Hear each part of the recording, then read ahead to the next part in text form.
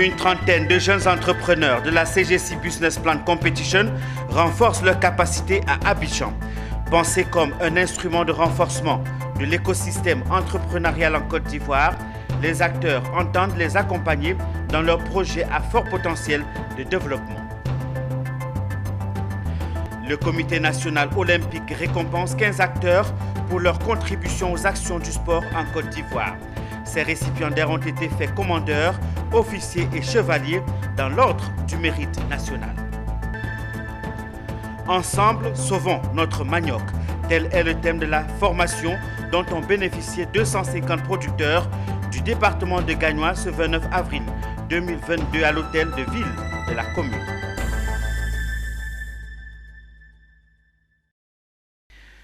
Madame, Monsieur, bienvenue. Merci d'honorer ce rendez-vous complet de l'actualité sur Business 24.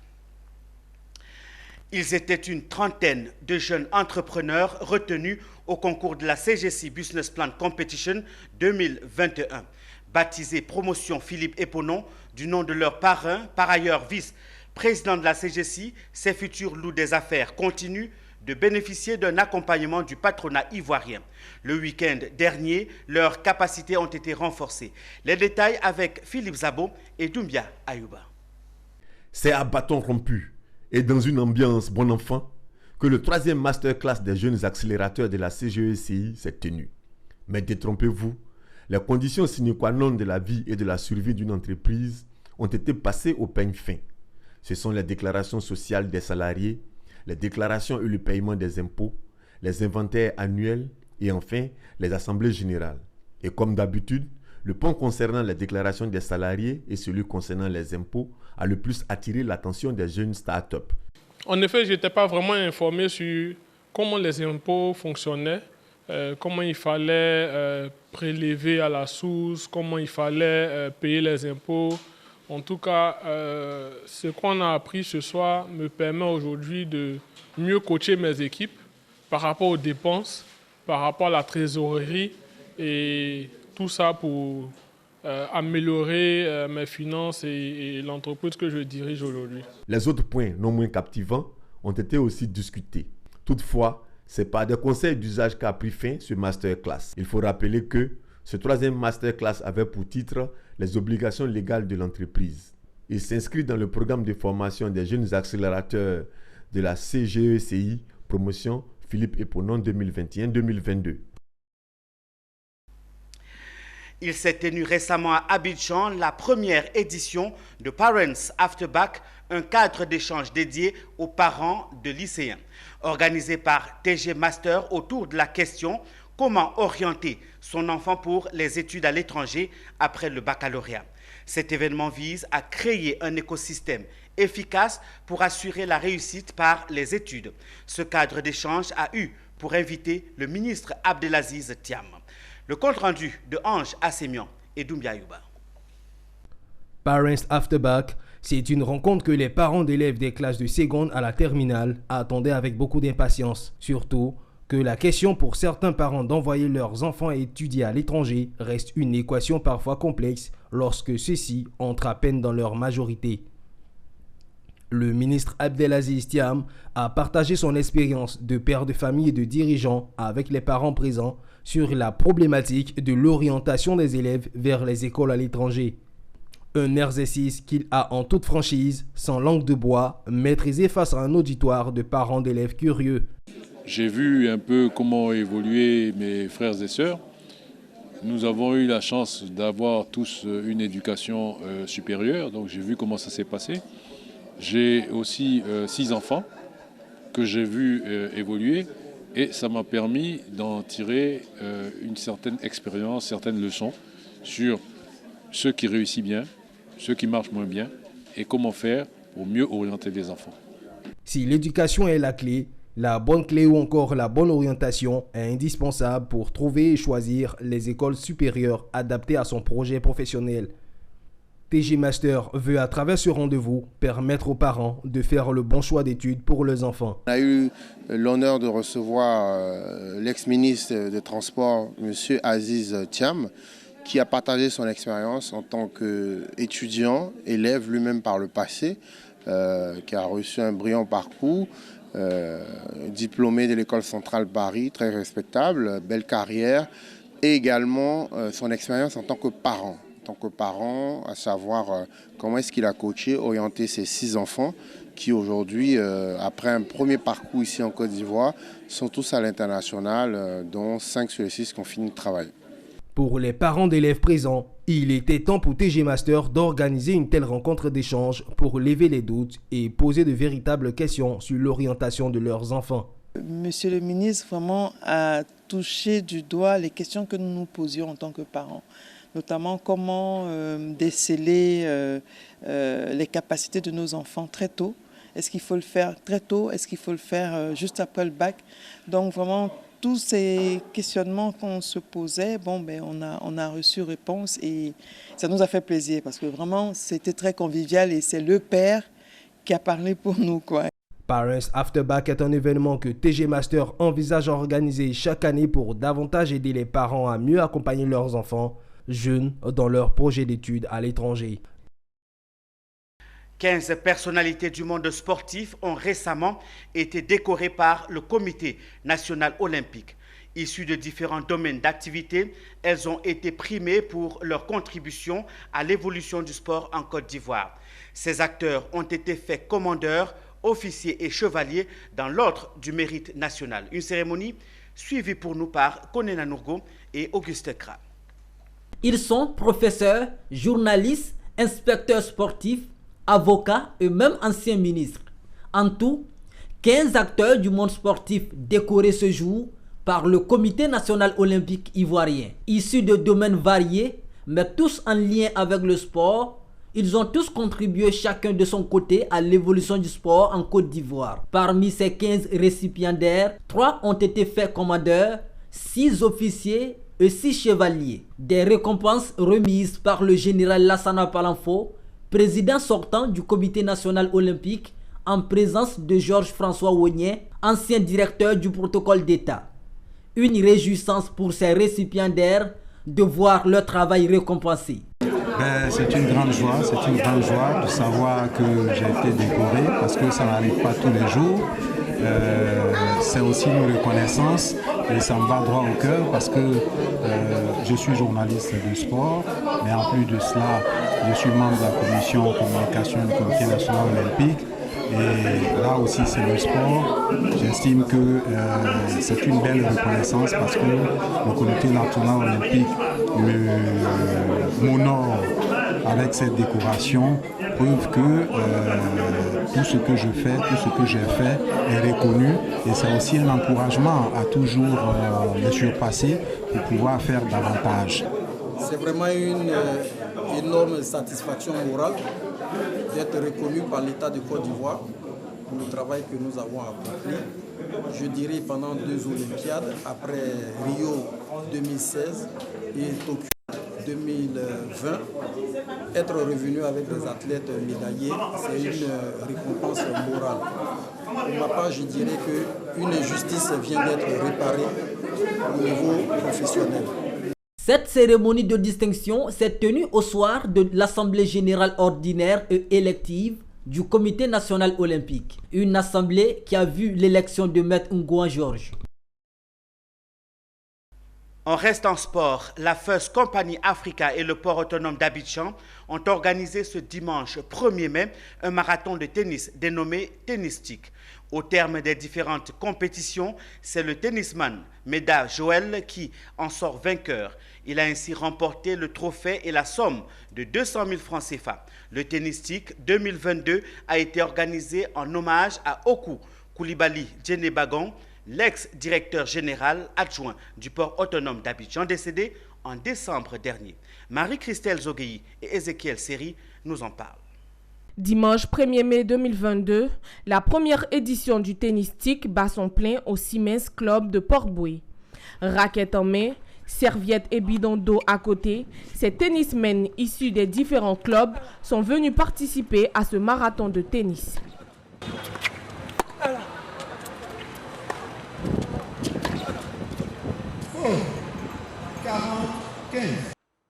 Durant plusieurs heures, ces tennismen et tenniswomen se sont laminés dans le court sous le regard silencieux des fans de tennis et des membres de la Fédération ivoirienne de tennis venus soutenir cette compétition.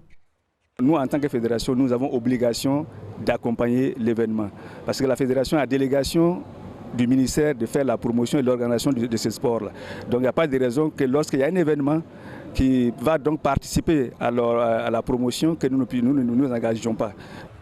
Après les quarts et les demi-finales, place à la finale entre Meda Joel et Kofi en 2-7.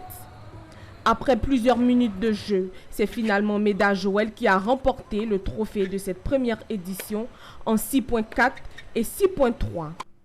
Il est reparti avec le trophée Okudjeneba Gon-Coulibaly, la somme de 200 000 francs CFA, une boîte à outils et plusieurs lots. Quant à son adversaire, il a empoché la somme de 80 000 francs CFA, une caisse à outils et un carton de poisson. Je suis très content d'avoir gagné ce trophée avec le niveau que j'ai et les entraînements que je fais tous les jours. Ce sont les résultats que je produis en ce moment.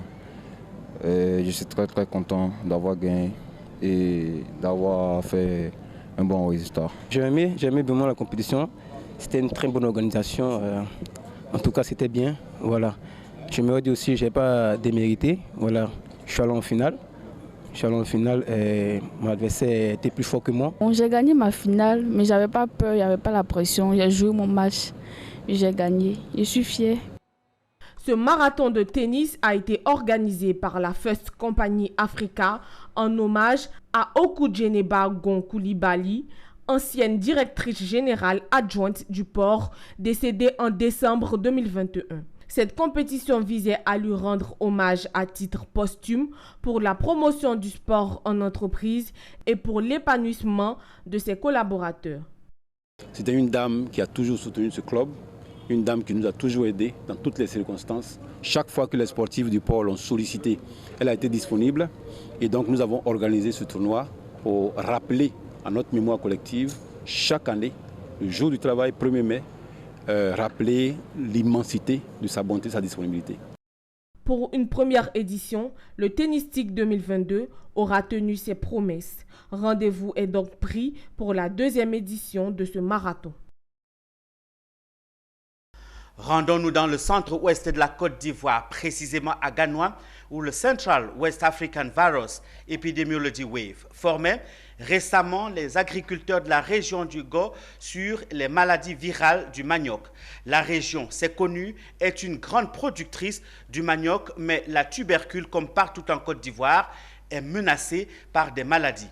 Il s'est donc agi pour Wave de sensibiliser les acteurs de la chaîne de valeur du tubercule afin de reconnaître la maladie, la soigner et surtout l'éviter. Les détails avec Gervais Amani et France Diomandé. À Gagnoa, les acteurs de la chaîne des valeurs agricoles de la région du Go ont manifesté leur intérêt à cette formation sur les maladies virales du manioc par leur mobilisation. Ils répondent ainsi à l'invitation de WAVE, entendez Central West African Virus Epidemiology, venus renforcer leur capacité à travers cette campagne de sensibilisation. L'objectif principal de cette campagne est de sensibiliser les populations des dangers liés aux maladies virales du manioc et à leur impact sur la productivité agricole et la sécurité alimentaire. La campagne intitulée « Ensemble sauvons le manioc » vise la vulgarisation de l'usage de l'application NURU dans la lutte contre les maladies virales du manioc en Afrique de l'Ouest et du Centre. Cette caravane de sensibilisation est importante parce que le manioc est d'une importance capitale pour la sécurité alimentaire en Afrique. Il nourrit directement plus de 500 millions d'Africains. Mais au-delà de ça, le manioc a un impact sur l'éducation puisque c'est le fruit du manioc finalement qui en plus de nourrir les populations, aide à soigner les familles, aide à scolariser les enfants. Donc au-delà du manioc et de la tchéquette que nous mettons habituellement en avant, il y a des milliers de familles des millions de familles qui sont nourries grâce aux fruits du manioc. Le deuxième adjoint au maire de Gagnoa, Boni Valentin, représentant le député maire Issouf Diabaté, a remercié Wave pour le choix porté sur le département de Gagnoa pour cette campagne de sensibilisation sur les maladies du manioc. Il a fait savoir qu'il porte un intérêt à cette campagne de sensibilisation parce que Gagnoa est une grande zone de production du manioc. Les participants, pour leur part, ont salué cette campagne de sensibilisation. Très enrichissante cette formation. Je suis aujourd'hui outillé pour aller passer le message que je viens de recevoir à mes collaborateurs et à tout le monde paysan de ma zone. Notre difficulté en tant que producteur de manioc, c'est l'outillage. Nous manquons d'outils. Nous voulons être performants. Où je suis présentement là, nous avons 4 hectares de manioc déjà plantés. Nous sommes en train d'envisager les jours à venir à augmenter cette superficie. Notons que dans le cadre de la campagne intitulée « Ensemble sauvons le manioc », Central Wave African Virus Epidemiology, WAVE, a sillonné pendant une semaine plusieurs autres villes de la Côte d'Ivoire, dont Aboisseau, Mans et Dimbokro. Cette caravane de sensibilisation multidimensionnelle aux maladies virales du manioc se déroule non seulement en Côte d'Ivoire, mais dans 9 autres pays membres de WAVE. L'actualité dans la capitale politique de la Côte d'Ivoire. Redynamiser le secteur de la filière légumes et maraîchers à travers une organisation bien structurée. C'est l'objectif de cet atelier au bénéfice des acteurs de la filière légumes tenu à Yamoussoukro. C'était en présence du directeur des organisations professionnelles agricoles du ministère en charge de l'agriculture de Côte d'Ivoire. Le reportage de Charles Kouakou est commenté ici par Zénab Dosso. La filière des légumes et maraîchers serait en danger en Côte d'Ivoire, malgré son rôle stratégique pour la sécurité et la souveraineté alimentaire du pays. L'on note un faible niveau de structuration et de professionnalisation dans ce sous-secteur de l'économie nationale, selon certains constats. Après l'élaboration d'une note de plaidoyer, des statuts et du règlement intérieur, ainsi que la définition d'une organisation interprofessionnelle, l'OIA Légumes. Un atelier à l'initiative du comité ad hoc en lien avec la DOPA voit le jour. Son objectif, permettre à tous les acteurs de la filière légumes d'examiner les conditions de mise en place de l'OIA Légumes en vue de dynamiser le secteur et participer efficacement, aussi bien à leur bien-être et la sécurité alimentaire en Côte d'Ivoire. L'actualité aujourd'hui nous dit que les légumes ou les produits vivriers sont devenus donc un élément central au niveau de la vie économique, la vie sociale, institutionnelle des acteurs et de la population dans son ensemble. Donc l'objectif aujourd'hui c'est de pouvoir donc expliquer le processus à tous les acteurs et ensemble nous allons donc nous organiser. Un atelier qui se tient sous les regards du directeur des organisations professionnelles agricoles du ministère en charge de l'agriculture et avec un accompagnement technique et financier du Fonds interprofessionnel pour la recherche et le conseil agricole, FIRCA. Aujourd'hui, après avoir constitué certaines OIA, nous avons les acteurs de la filière légumes qui sont intéressés à s'organiser. Et c'est un devoir pour nous de les accompagner. Au sorti de cet atelier, toutes les parties prenantes, producteurs, distributeurs, ainsi que des producteurs individuels ont adhéré au projet, mais les attentes restent nombreuses. Un salut pour nous parce que notre secteur était vraiment désorganisé. Aujourd'hui, on voit une ouverture, une organisation qui va nous permettre de profiter largement du fruit de nos efforts. Mes attentes, j'allais dire, c'est que cette OIA puisse être créée très rapidement parce que le besoin il est existant et puis voir comment mettre en place une stratégie de prise en compte effective de l'agrotransformation. Dans les prochains mois, une assemblée générale sera organisée en vue d'élire un bureau exécutif qui va diriger les instances. Retour sur la célébration de la fête du travail. La fête du travail a été célébrée partout ce week-end en Côte d'Ivoire. À Bandoukou, les travailleurs ont marqué un temps d'arrêt dans le cadre de cette célébration. Occasion pour ceux du Gontougo de faire des doléances aux autorités. Anissé Kouadio est notre correspondant dans la région.